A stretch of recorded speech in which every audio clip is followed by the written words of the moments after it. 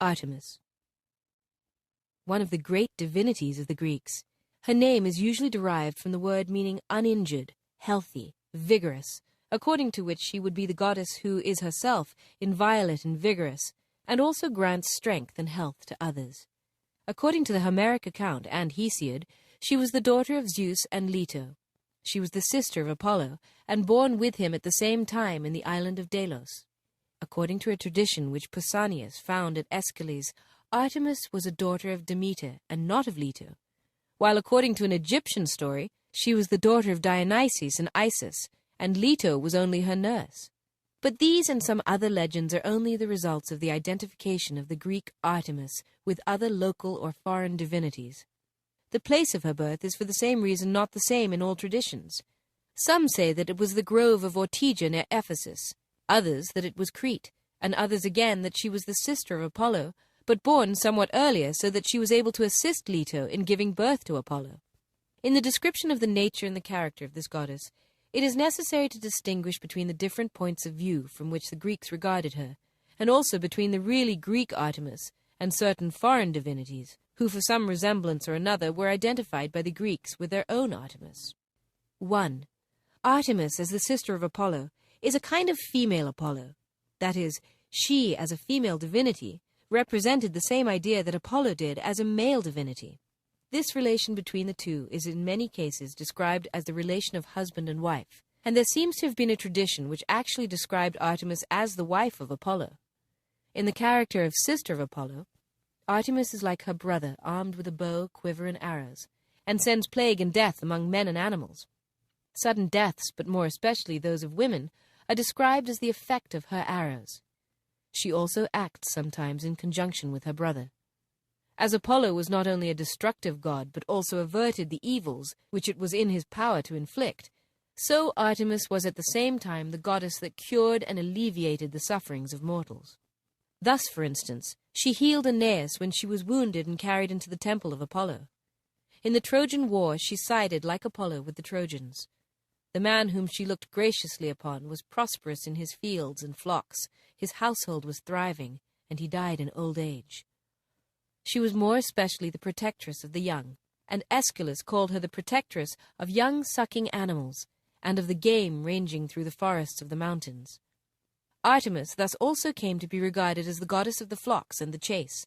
She is the huntress among the immortals. She is called the stag-killer, and the lover of the tumult connected with the chase. Artemis is moreover like Apollo, unmarried. She is a maiden divinity never conquered by love. The priests and priestesses devoted to her service were bound to live pure and chaste, and transgressions of their vows of chastity were severely punished. She was worshipped in several places together with her brother, and the worship of both divinities was believed to have come from Hyperboreans, and Hyperborean maidens brought sacrifices to Delos. The laurel was sacred to both divinities, and both were regarded as the founders and protectors of towns and streets. There are, however, some points, also, in which there is no resemblance between Artemis and Apollo. She has nothing to do with music or poetry, nor is there any trace of her having been regarded as an oracular divinity like Apollo. Respecting the real and original character of Artemis as the sister of Apollo, we encounter the same difficulties as those mentioned in the article Apollo, viz., as to whether she was a purely spiritual and ethical divinity as Müller thinks, or whether she was the representative of some power and physical nature. And the question must be decided here in the same manner as in the case of Apollo. When Apollo was regarded as identical with the sun, or Helios, nothing was more natural than that his sister should be regarded as Selene, or the moon, and accordingly the Greek Artemis is, at least in later times, the goddess of the moon. Boutman and Hermann consider this idea of Artemis being the moon as the fundamental one from which all others are derived. But at any rate, the idea of Artemis being the goddess of the moon must be confined to Artemis, the sister of Apollo, and is not applicable to the Arcadian, Tyrian, or Ephesian Artemis. 2. The Arcadian Artemis is a goddess of the nymphs, and was worshipped as such in Arcadia in very early times. Her sanctuaries and temples were more numerous in this country than in any part of Greece. There was no connection between the Arcadian Artemis and Apollo, nor are there any traces here of the ethical character which is so prominent in Artemis, the sister of Apollo. These circumstances, together with the fact that her surnames and epithets in Arcadia are nearly all derived from the mountains, rivers, and lakes, show that here she was the representative of some part or power of nature. In Arcadia she hunted with her nymphs on Taygetus, Erymanthus and Menelaus. 20 nymphs accompanied her during the chase, and with 60 others, daughters of Oceanus, she held her dances in the forests of the mountains. Her bow, quiver, and arrows were made by Hephaestus, and Pan provided her with dogs. Her chariot was drawn by 4 stags with golden antlers. Her temples and sanctuaries in Arcadia were usually near lakes or rivers. In the precincts of her sanctuaries there were often sacred wells, as at Corinth.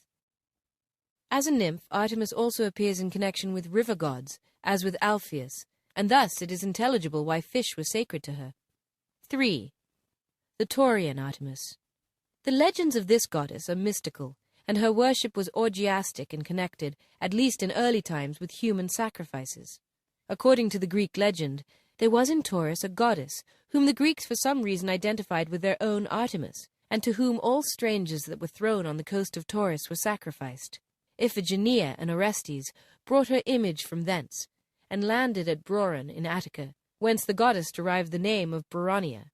The Broronian Artemis was worshipped at Athens and Sparta, and in the latter place the boys were scourged at her altar in such a manner that it became sprinkled with their blood. This cruel ceremony was believed to have been introduced by Lycurgus, instead of the human sacrifices which had until then been offered to her. Her name at Sparta was Othea, with reference to the phallus, or because her statue stood erect. According to another tradition, Orestes and Iphigenia concealed the image of the Taurian goddess in a bundle of brushwood, and carried it to Aricia in Latium. Iphigenia, who was at first to have been sacrificed to Artemis, and then became her priestess, was afterwards identified with the goddess, who was worshipped in some parts of Greece, as at Hermione under the name of Iphigenia. Some traditions stated that Artemis made Iphigenia immortal, in the character of Hecate, the goddess of the moon. In the legends about the Taurian Artemis, it seems that separate local traditions of Greece are mixed up with the legends of some Asiatic divinity, whose symbol in the heaven was the moon, and on the earth the cow. 4. The Ephesian Artemis was a divinity totally distinct from the Greek goddess of the same name. She seems to have been the personification of the fructifying and all-nourishing powers of nature. It is an opinion almost universally adopted that she was an ancient Asiatic divinity whose worship the Greeks found established in Ionia when they settled there, and that for some resemblance they discovered, they applied to her the name of Artemis. As soon as this identity of the Asiatic goddess with the Greek Artemis was recognized, other features also originally peculiar to the Greek Artemis were transferred to her, and thus she is called a daughter of Leto. Her original character is sufficiently clear from the fact that her priests were eunuchs, and that her image in the magnificent temple of Ephesus represented her with many breasts.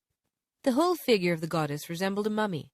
Her head was surmounted with a mural crown, and the lower part of her body, which ended in a point, like a pyramid upside down, was covered with figures of mystical animals.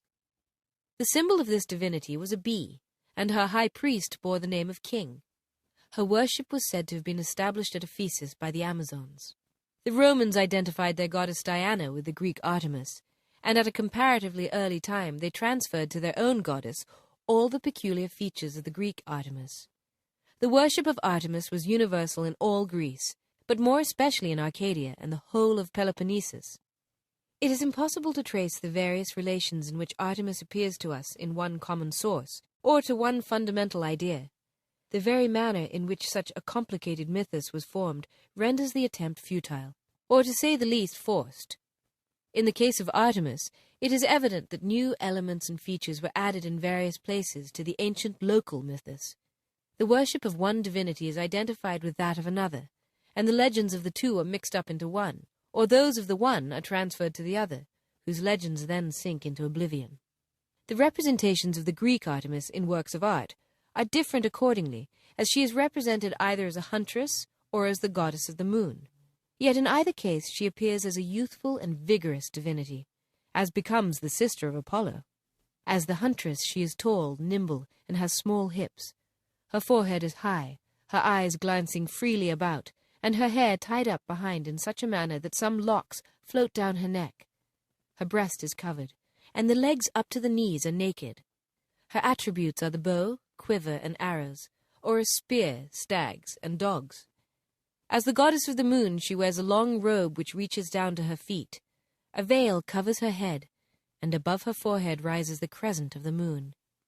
In her hand she often appears holding a torch.